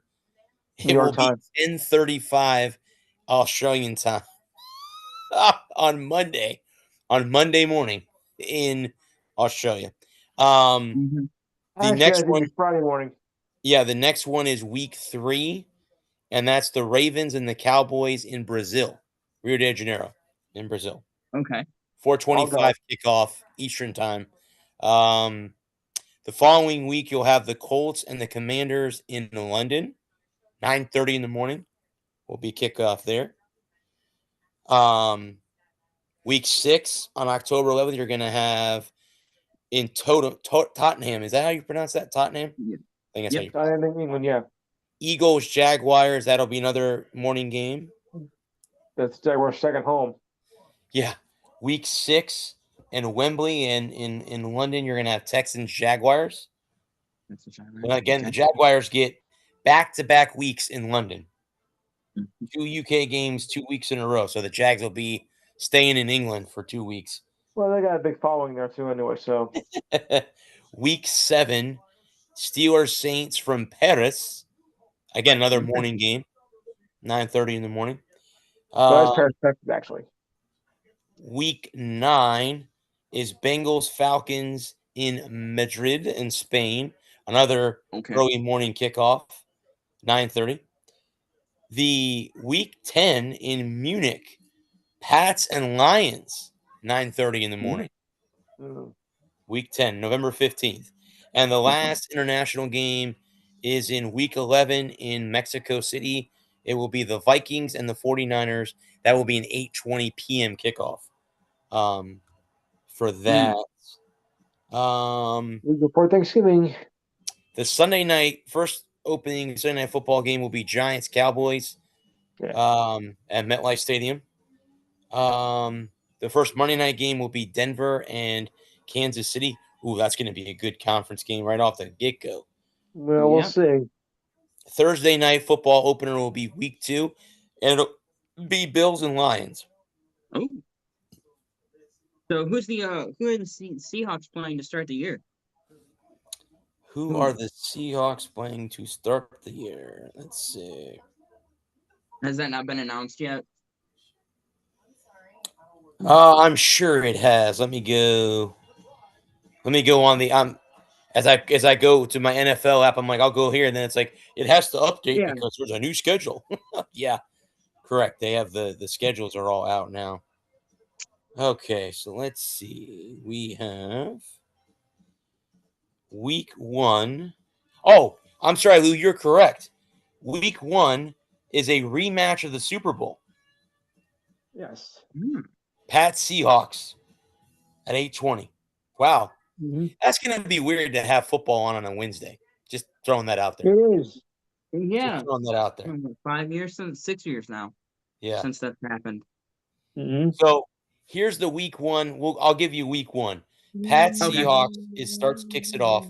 Niners Rams are on Thursday night. Then you got Bears Panthers in Charlotte, in Charlotte. Yep. Bucks at the Bengals.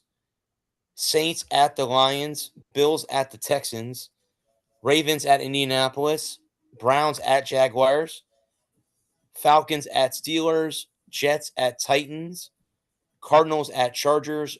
Dolphins at Raiders. Packers at the Vikings. Washington at Philly. Actually, the people that I went to New Orleans with, he is a Eagles fan. She's a Commanders fan, so that's a great. And then her brother-in-law is a Giants fan, so I'm like, you got the whole NFC East, other than the Cowboys. All right. Then you have the Cowboys, Giants on Sunday Night Football, and the Broncos and the Chiefs on Monday Night Football.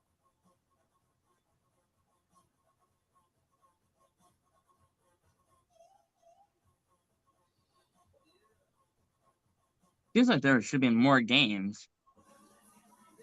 Mm-hmm. Sorry, guys, I am currently texting my future father-in-law. Oh. I'm not engaged or anything, but just to say that out loud. Once and future father-in-law, right? Well, yeah, Right. could be. I get it.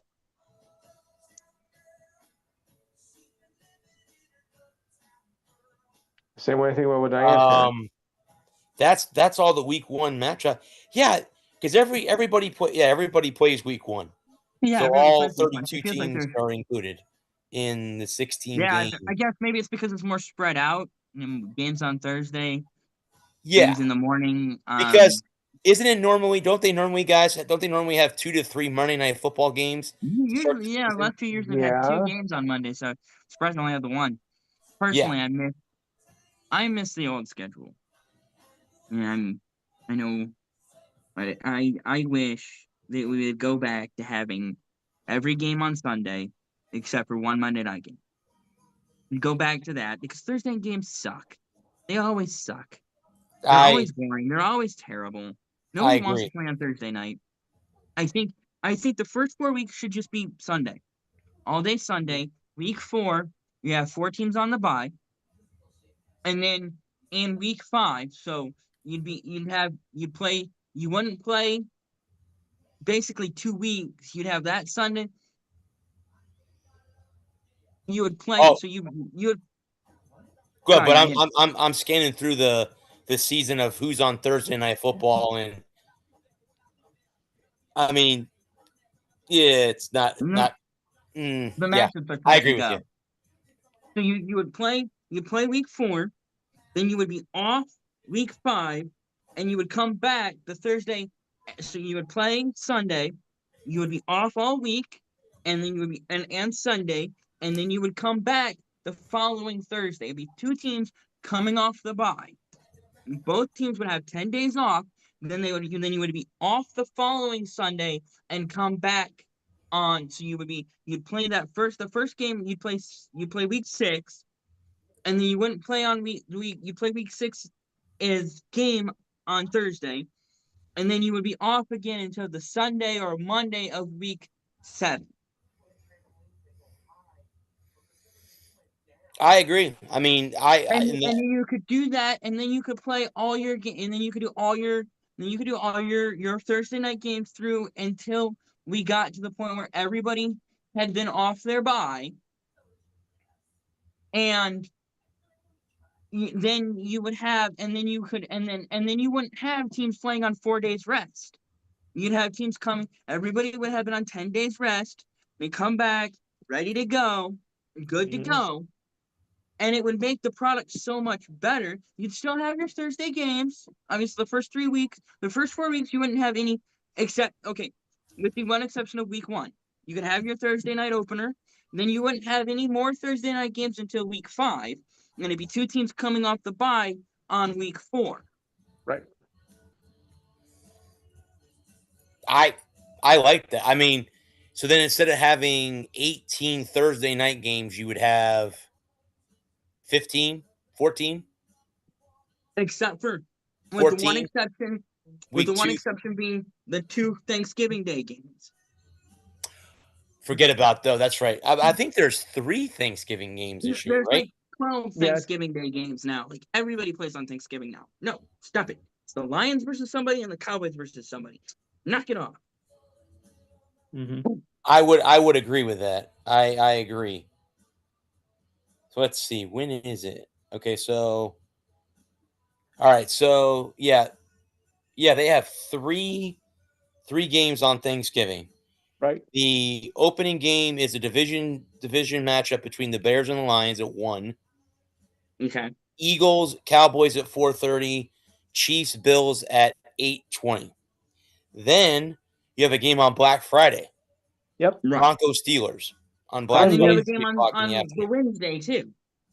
Yeah, Packers Rams would be the 8 o'clock game on Thanksgiving. Netflix. So you basically, before you get to Sunday, you got play. 5 games before you get to the normal Sunday schedule. Yeah. And then you look at that week, you have 6 1 o'clock kicks, 3 4 o'clock kicks. And the Sunday night game is Pats Chargers in LA. And the Monday night game is Carolina Tampa Bay here in Tampa Bay or in Tampa. That's that week. I don't think it it didn't say anything about bye week, so I'm assuming Yeah. somebody has a bye week. Wait a Well, you minute. got 5 games. You have 6 and 9. 11. And then you No, said 3? no, everyone plays that week. Everybody plays the week of Thanksgiving. Hmm. There's 16 total games. Yep. 16 total games. So yep, that they play. Everybody 32 plays. teams will be in action. Everybody plays that week. All right. So there's no bye weeks the week of Thanksgiving or Interesting. Thanksgiving week, should I say? I'm sorry. Yeah. Right. Yeah. That's when they I usually do. end anyway.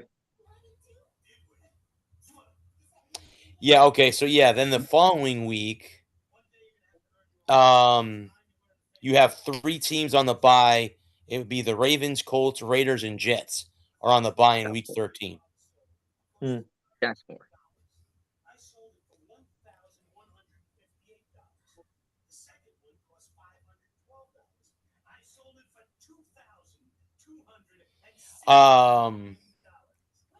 Yeah, I agree with you, Buddha, because I grew up when I started watching football as a kid.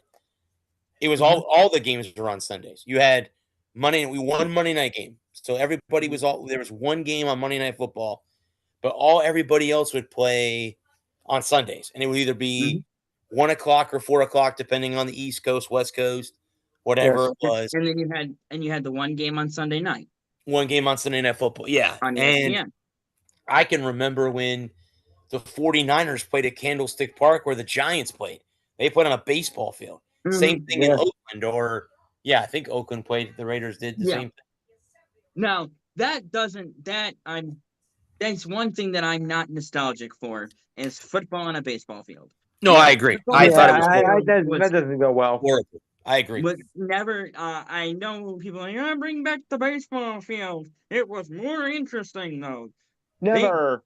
The big freaking thing of freaking dirt in the middle of the field. No, fuck that. Yeah, the baseball clay, look what the the Jets did diamond with of all those clay years. that you have Hey. in the middle of the field. Yeah, Yeah, the diamond in play. Yeah. yeah. No, Yep. no. I like dedicated stadiums for individual sports. I Yes. understand multi-use venues are a cost-saving measure for cities, and I get that. But if you can't have a dedicated football stadium and baseball stadium, your city doesn't need one or the other. Pick one. Well, speaking of that, the Rays got the Hillsborough County Commission to approve some funding for their new stadium. So Okay. I just wrote an article. It's on my web. It'll be on the website probably tomorrow morning, depending on when Okay. Ralph gets it up. But they're getting closer to getting a stadium now. My question, as with everyone that lives in my area, is how are you going to facilitate a Rays game on a Sunday afternoon when there's a Buccaneers game going on because they're right across You're the street not. from each other? How are you going to coordinate traffic? There's so many. It's not just. This isn't a one. This isn't. They aren't the first game in town. Yeah. Talk to Detroit. Minnesota. Minnesota. I think they target field in Yeah, what is the Viking stadium called? the big giant ass bird killing It's glass glass. stadium. It's Yeah. because they're the ones who they complained that the birds were flying into the glass The Yeah, watch Minnesota the birdie. the when it first opened. Minnesota Municipal Bird Killing Stadium thing. I don't remember what it's called now. Here, I'll look it up. But while you got your Yeah. thought, hang on. Go ahead. You get Okay. they're not the only teams. They're not the first teams. They're not the last teams who try to coordinate multiple events on the same day. So you just talk to other people and figure out how they do it. I mean, the Lions and Tigers play all the time. The Lions and Wings play all the time. And everybody's right downtown. So, it's not U.S. like Bank Stadium is where the US Bank Vikings Stadium. play. Okay. Mhm. It's not like they're the only teams that are going to have to try and coordinate parking and facilitating transportation downtown. I'm just curious how with traffic in Tampa, especially on Del Nabry, how they're going. They're gonna if they build the same, they're gonna have to build Del Nabry up. There's no way they can leave it the way it is That's right part now. of when what 5 years ago, 8 years ago, 12 years ago, whenever they started talking about wanting a new stadium in the Tampa Bay area, we talked about that on the Sunshine State Sports Jabber show about building up the area and about improving beautification downtown Tampa. Yeah, I mean the Bay Area. Well, because where the Lightning play at Benchmark International Arena, you have Channel Side Drive. So you Right. have bars, restaurants, hotels, condos that lead all the way to the Port Hotel. Aquarium. And the port Right. where you go on a cruise, sometimes cruises will leave from the Port of Tampa. So Right. where the Rays and the Bucks are playing at Del Nabry, we call it the Strip. Why it's called the Strip? Because there's 3 premium all new strip clubs on that road. Okay. So they call it the Strip because of that. Now there's of course bars, and Right. you have access to one of the Ritchie malls that's not far away Okay. from the stadium. So it's perfect. The Rays want to do what the Braves did in Atlanta. They want to Mhm. build that battery around the Battery's area so to cool. get you to, even during the off season, they want you to spend Mhm. money around the stadium for Mhm. to bring And when you have revenue in. Yeah, because stadiums aren't a single use venue. correct. This Yeah. is the thing that I think a lot of people don't understand. And they see these giant price tags, 100, hundreds of millions into the billions of dollars, and they see they see more millages and taxes. They want tax dollars to go to fund it, and because the stadium owners don't want to pay for it out of pocket. And Right. I understand on one hand, I understand that the hesitancy or reticence of taxpayers to want to fund something like a stadium when other projects in the city, like paying for roads and schools, are schools are cutting budgets every year. I get that. But on the other hand, Mhm. it's investing in the city. It's not just a billion. It's one payment of $1 billion. If that and that stadium ideally is around for 25 to 30 years before it has Mhm. to be remodeled and or torn down and build anew again. Um, as long as they build it right and they don't build it in a sinkhole and it falls over into the swamp and then bursts into flames. But on the fourth try, when they get it It ends right, up by New Jersey. well, no, Jersey's just a swamp, so wherever you build Exactly. it But should fall over. And that's exactly so my we don't point. It's build already a things in the swamp. Everglades. Yeah, yeah. Yes. Yes.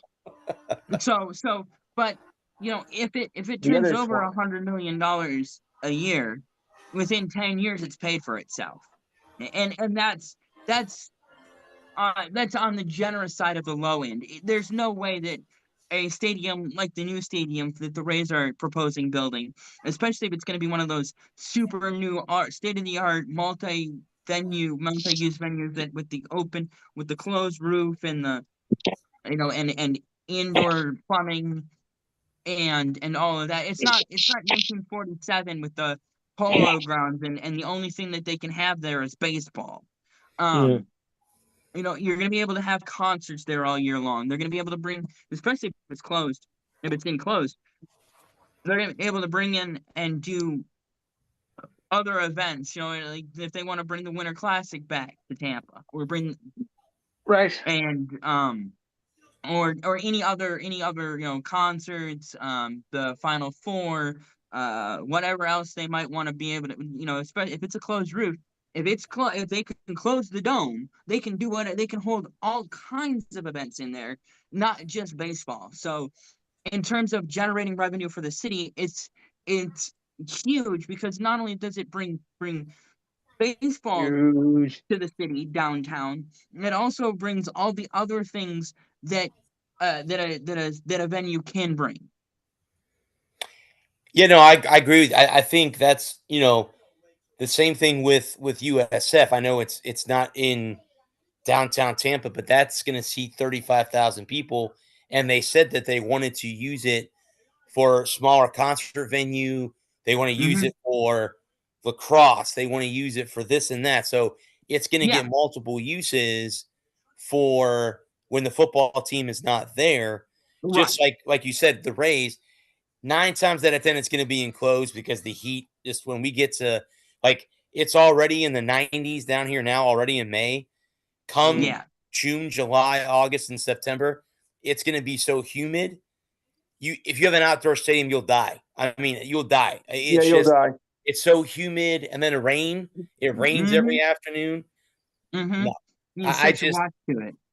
because That's why, if you remember when they played at Steinbrenner Field last year, they had so many home games in the beginning of the season because they knew at the end of it could be raining outside. So Right. they kept the Rays on the road out of Steinbrenner Stadium because or Steinbrenner Field because they knew the Mother Nature was not going to cooperate. And again, Right. with the Winter Classic, they just got freaking lucky that the day of that event it was 35 degrees outside in Florida. Ugh. They just got pure lucky that it was cold Yeah. enough to where the ice didn't turn into slush. So Right, like up in Lake Tahoe a couple years ago. right. Yeah. And I think they had issues with the arena when the Panthers played the Rangers in Miami. They had trouble with the ice, keeping the ice because it doesn't get cold in Miami. I won't argue with you on that. I don't remember. You could be right. It doesn't get cold in Miami, so I don't know how they were able to keep the ice from turning into slush. I mean, yes, you can have cooling as they do in every hockey arena, but again, if it's humid out and they can't the outdoor air's coming in, it's not going to do any good. The ambient temperature well, I remember 30 years ago, well, 25 years ago now, when Detroit played Carolina. One of the first Southern Stanley Cup Finals. And I remember how god awful terrible the ice in Carolina was, because they just hadn't gotten it down from October to April. It's not crazy hot in Carolina. It doesn't, because by October it's cooled off enough and it stays relatively cool in Charlotte with daytime averages in the mid 60s. So by 7 o'clock for a puck drop, the outside temperature, is probably in the mid 50s, maybe low 50s. Gonna probably drop down into the 40s by the evening. So the ice stays relatively fine. But in June in North Carolina on the coast, daytime highs averaging 95. Fuck you. Yeah. Yep. 95 point. Fuck you. Yeah, no doubt. No doubt. Jersey is just as bad. Let me say 95. Screw you. And so dialing the ice in June was such. I remember it being. I remember when they first started playing in June, and the Cup Finals started going into June, right? Because they expanded, because there's more teams in the league, and the rounds were longer. And I remember the big concern being keeping the ice cold.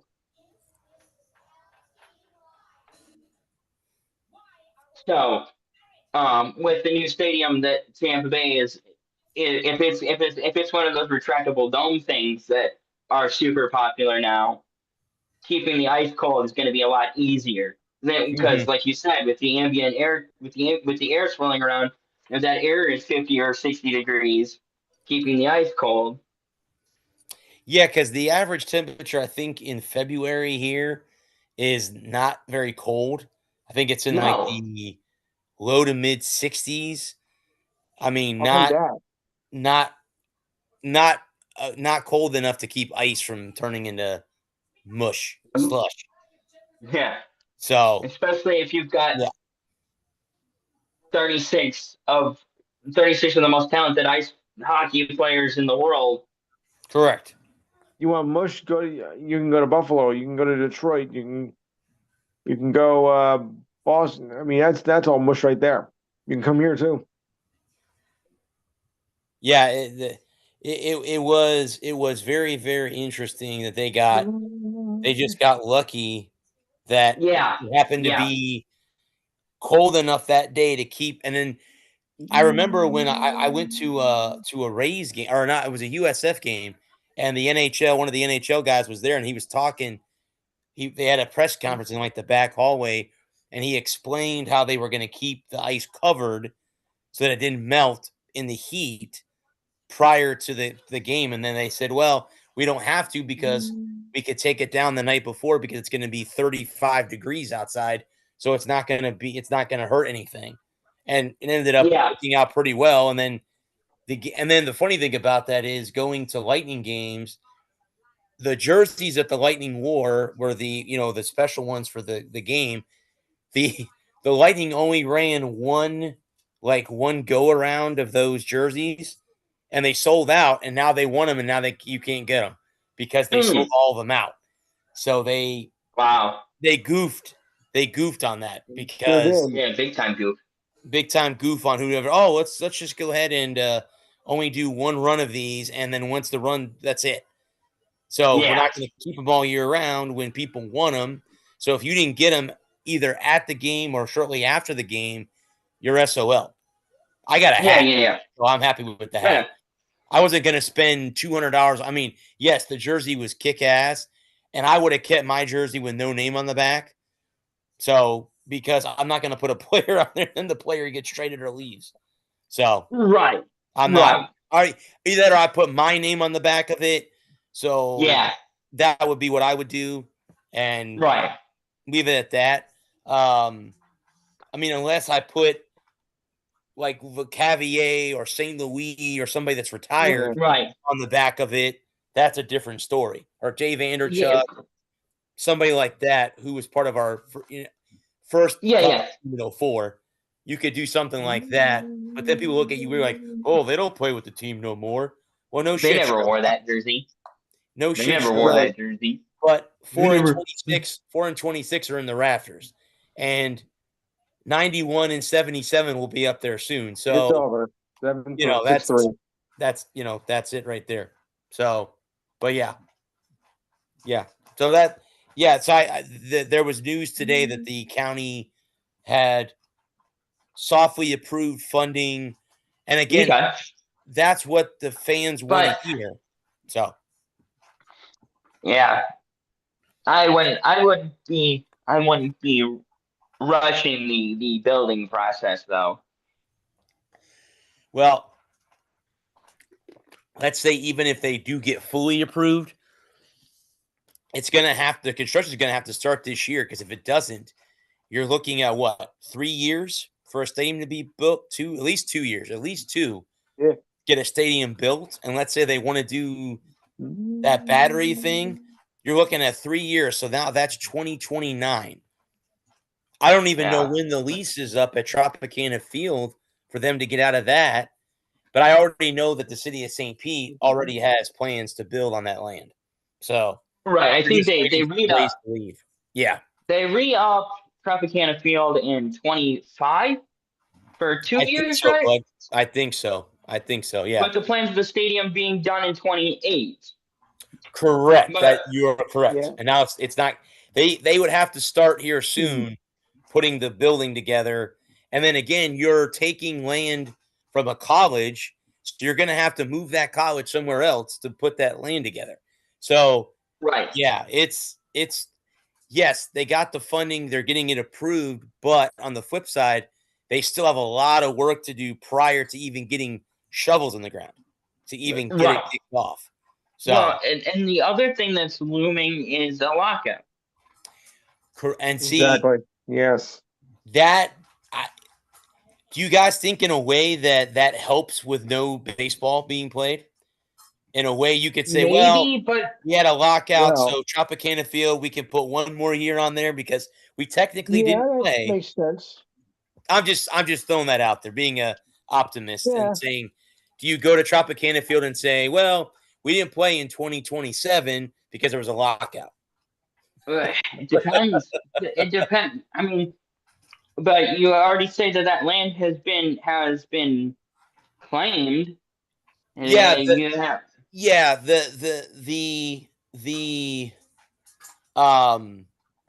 land that they're putting the new stadium on is Hillsborough Community College, which they're going to have to either they're going to share the land with the college, or they're going to relocate that college somewhere else. Right. And it won't be in St. Pete because it's Hillsborough County. They're not going to move it across the bridge to Pinellas County. So it'll stay unless they change the name. Unless they change the name.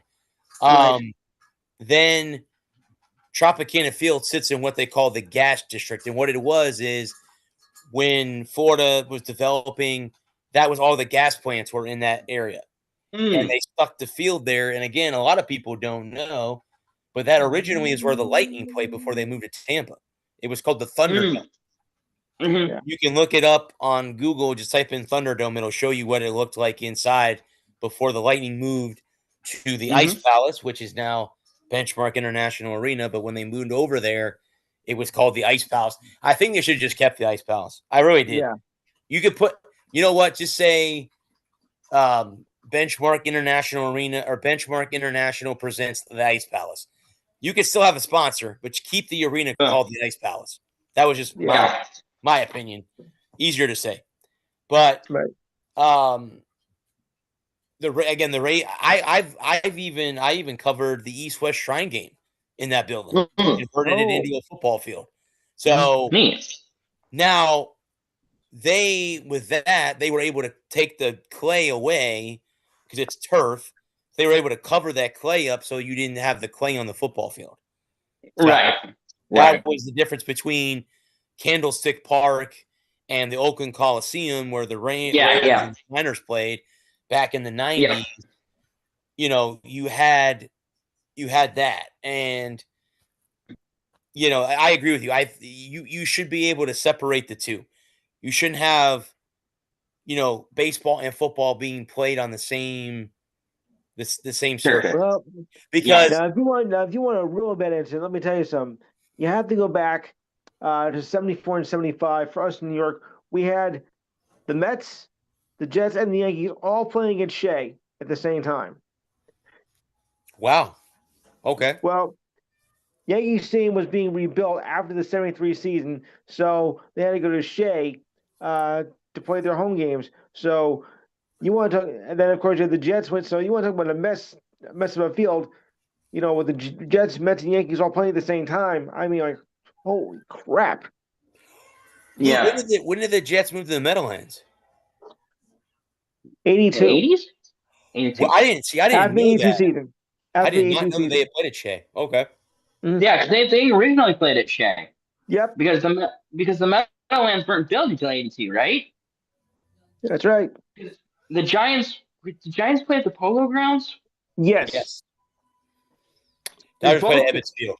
The Dodgers were at Ebbets Field, which they wanted to move Ebbets Field to a different, like where a meat market was at. And then the commissioner of the city commissioner said, nope, we're going to move it to where Shea Stadium is now. So, yeah. And so the Giants said, the Dodgers you guys, okay, I'm going to San Francisco. They said, go west, young man. Hey, Giants, you want to come with us since you're our rivals? You want to come with us out to San Francisco? Oh, yes, we'll do that. Hell yeah. And now everything else is in the history books. Yeah. There was a time when there were no teams in California and 4 teams in New York. Yes. And then what is there now? How many teams are in California now? You got Giants, 5? Dodgers, Angels, Padres. 4. Padres. 5. I'm sorry, 5. Is there 5? Who am I forgetting? Oakland. The A's. They're in Sacramento right now. That's right. They are. You're right. You're correct. They are in Sacramento. There'll be when they move to Vegas. It'll be back to 4. Back to 4. Yeah. Yeah. Vegas is becoming a popular sports town now. So they're hopping and they're happening place. Yeah. The only thing that they don't have now would be an NBA franchise. Correct. They're working on it. The WNBA, baseball, football, and hockey. And NASCAR. And then yes, and correct. And maybe a dodgeball team too. So, and I honestly, when they were talking about moving the Knights there, I'm like, how is hockey going to survive in Vegas? And it has. So be good. Be good. Very good. Then be good. Yeah. I don't know. This is not rocket surgery, but so many teams fail because they're not any good. Like the problem that so many expansion teams run into is that you're going into an untapped market, a new market. And the problem is that you're not a new thing. So when you go putting a baseball team in Nashville, it's going to be a hard sell because Nashville is Braves territory, and it's been Braves territory for 70 years. It's going to be a hard sell. And if the new Nashville team isn't any good, they're not a baseball. That side of the state is Braves country. It's Braves and Cardinals, mostly Braves, and there's no other baseball team near us. You got St. Louis. I think St. Louis is the closest. But you got Atlanta, Yeah. and then everything in Florida. Mm-hmm. There's no team in Alabama. There's no team in Mississippi. No. There's no teams in Kentucky. Louisiana doesn't have a baseball team. Louisiana doesn't Nope. have a baseball team. The Carolinas don't have a baseball team. Yeah, this region is Atlanta, Vegas doesn't. and if that new baseball, especially if they put two teams in this region, and they put one in Charlotte and they put one in Nashville, those teams have to be good day one. End of story. They cannot struggle for 10 or 15 years because that's what happened. No. That's what happened to the Thrashers.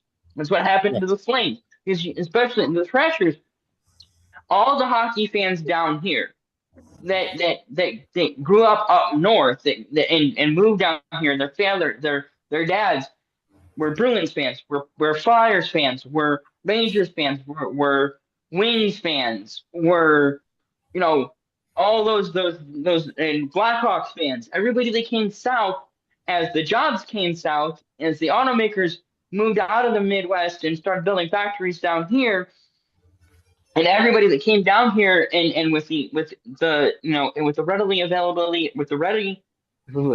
ready availability of air conditioning and people wanting to move out of the north and move away from the snow, as they came down here, the team, the Nashville team, the Carolina team, the Atlanta team, they all struggled except for Nashville, because Nashville actually put a decent product on the ice. But the Carolina team struggled because Carolina was not a new team. Like Nashville and Atlanta were both the new teams. But Carolina was the old Hartford Whalers, and they were moved out here. And the Predators were able to hang on. They were a decent team in the early parts, and now they're established. Now they have generations of fans. But the Atlanta team was so god freaking awful in their early years that they weren't able to build and sustain a fan base when Carolina and Nashville were both decent, and you had so much loyalty to old teams. Like if your dad was from Boston, Chicago, Detroit, Philly, those old cities that had, or New York, like if your family was from New York, whether it was upstate New York and you were Buffalo fans, or southeast New York and you were Rangers fans, or Islanders fans, or Devils fans, and when you came down here in the late 90s, early aughts, if you came down here in my area, and the Nashville team, Atlanta's actually closer to us than Nashville, about an hour closer. But that Atlanta team was not any good. So it wasn't like you could switch. It wasn't like changing loyalties. Like if your dad grew up in the 70s and 80s and moved down here in the early 2000s, you were born in the mid 90s and early 2000s, and you knew of, and especially you were born in the mid to early 90s, and your dad was from up north, and you moved down here, and you were born, and you knew what hockey was, and your dad is a hockey fan, and you were looking for a team to root for. You ended up glomming onto your father's team because the Hawks, or the Thrashers bother me. The Thrashers were so god awful that your dad wasn't rooting for the Thrashers. Your dad had no loyalty to the Thrashers, so you didn't grow up rooting for the Thrashers. You grew up rooting for your dad's team. And that's the hard part about any new team in any market. And that's why that's why the Knights have worked. It's because they're good. Mm-hmm. They're good. They're a good hockey team. So it's not like if your dad moved out to Vegas in the early 2000s, you were born and you grew up, and you're just coming along, if you were born in 99 or 2009, 2008, 2007, and the Knights are going in, and what did they start in 2019 or 21? I forget now. Right.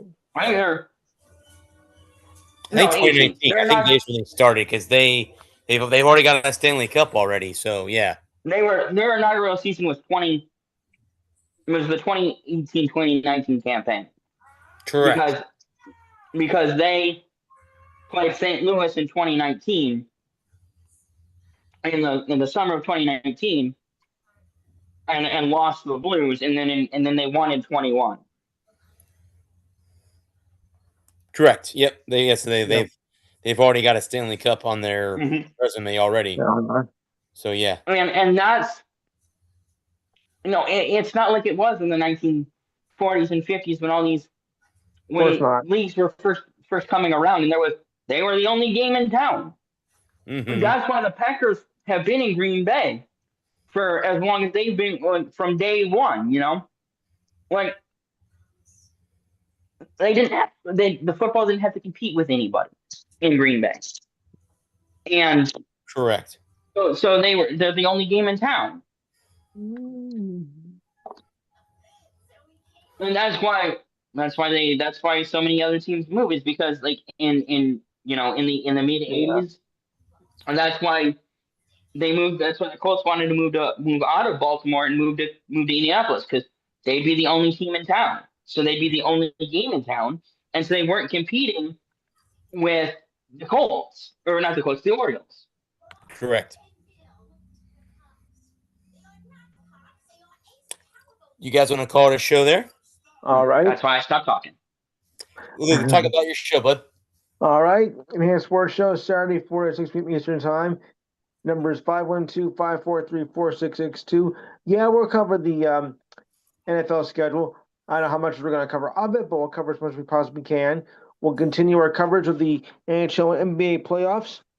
We'll also have, of course, predictions for the Preakness, as well as the second of the Triple Crown. MLB, UFC, UFL. Oh boy. What else? There's one other that I was going to cover as well, if I remember correctly.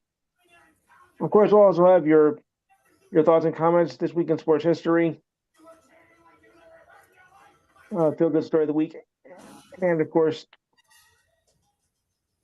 this week I should say this date in sports history as well.